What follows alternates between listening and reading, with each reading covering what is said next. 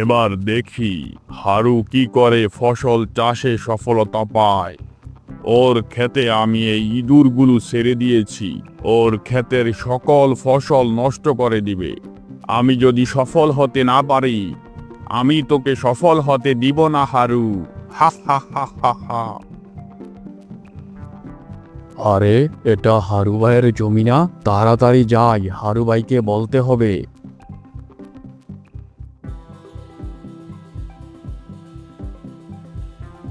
আরে হারু ভাই, তুমি এখানে? গিয়ে দেখো তোমার ফসলের জমি কে যেন নষ্ট করে ফেলেছে।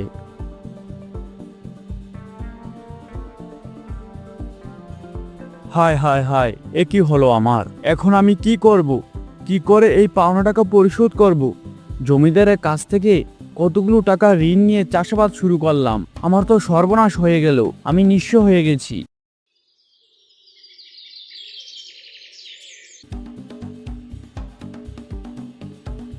কি হয়েছে স্বামী? তোমার কি মন খারাপ? বউ, আমার তো সর্বনাশ হয়ে গেছে, আমার ক্ষেতের সকল ফসল নষ্ট হয়ে গেছে। কি করে জমিদারের এই পাওনা টাকা আমি পরিশোধ করব? তুমি চিন্তা করো না, ধৈর্য ধরো। তোমার এই পরিশ্রম তোমাকে অবশ্যই সফলতা এনে দিবে। শোনো, তোমাকে একটি বুদ্ধি দেই। বাড়ির সামনে যে একটি পুকুর রয়েছে, সেটা তো এমনি পড়ে আছে, ওখানে কিছু মাছের চাষ করলে হয় না? হ্যাঁ ঠিক আছে, কিন্তু এত টাকা কোথায় পাবো? মাছ চাষ করতে গেলে তো অনেক টাকা লাগে। তুমি বিয়ের সময় আমাকে যে গহনাগুলো দিয়েছিলে, সেগুলো বিক্রি করে কিছু মাছের পোনা কিনে আনো। বউ, এমনি তোমাকে কিছু কিনে দিতে পারি না, তার উপরে যদি গহনাগুলো বিক্রি করি তাহলে তোমার কষ্ট হবে না? না স্বামী, আমাদের সংসার বাঁচাতে হলে এটা করতে হবে। যদি ঠিকমতো খেতে না পারি তাহলে এই গয়না দিয়ে কি করব? মাছ চাষে টাকা দিয়ে পরে তুমি গহনা কিনে দিও। যেমন কথা তেমন কাজ। পরের দিন সকালে হারু তার বউর গহনা নিয়ে বাজারে স্বর্ণকারের দোকানে গেল। গহনা বিক্রি করে কিছু মাছের পোনা কিনে আনে। সেই পোনা পুকুরে ছাড়ে।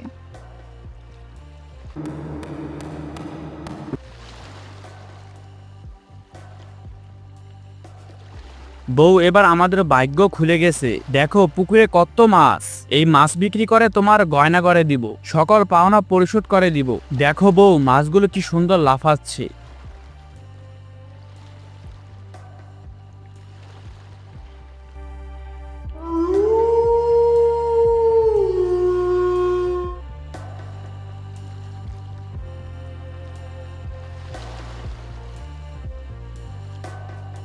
কি ব্যাপার, আমার ভাই মাছ চাষ করেছে অথচ আমাকে জানালো না, আমার থেকে বুদ্ধি পরামর্শ কিছুই নিল না।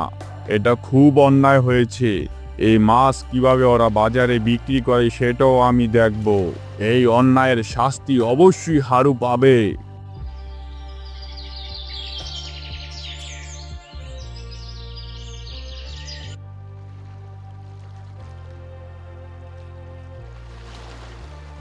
হায় হায় হায়, এ কি ক্ষতি হলো আমার? এমন ক্ষতি কে করলো? সৃষ্টিকর্তা কি আমার কপালে একটু সুখ লেখেনি? এ অবাকা কপাল নিয়ে আমি আর বাড়িতেই থাকবো না, দূরে কোথাও কাজ খুঁজবো।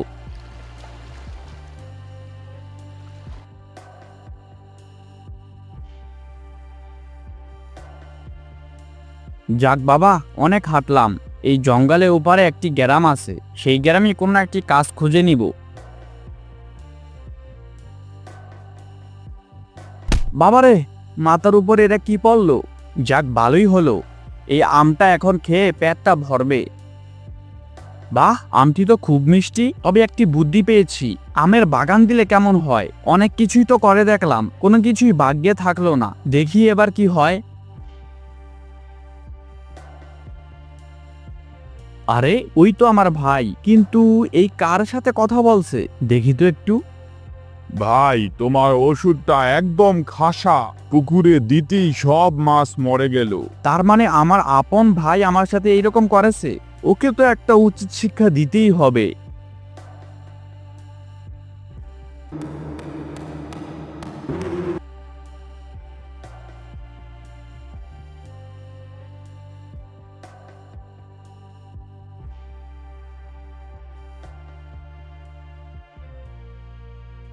বরাবরের মতোই এবারও আমাদের ভালো ফলন হয়েছে।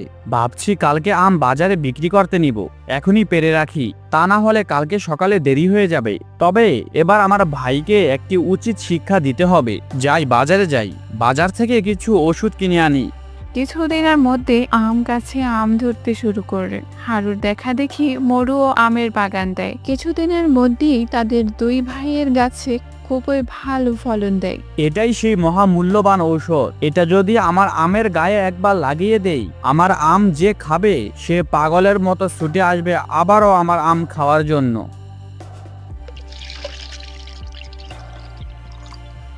এইবার বুঝবে আমার ভাই কত দানে কত চাল। আমি তো এটা ঔষধ দেইনি, এটা পানি দিয়েছি, পানি। কিন্তু এই পানির জায়গায় আমি এই বিষাক্ত ঔষধ রেখে দেব। আমার ভাই অবশ্যই এই ঔষধ চুরি করতে আসবে, তখন বুঝবে মজা।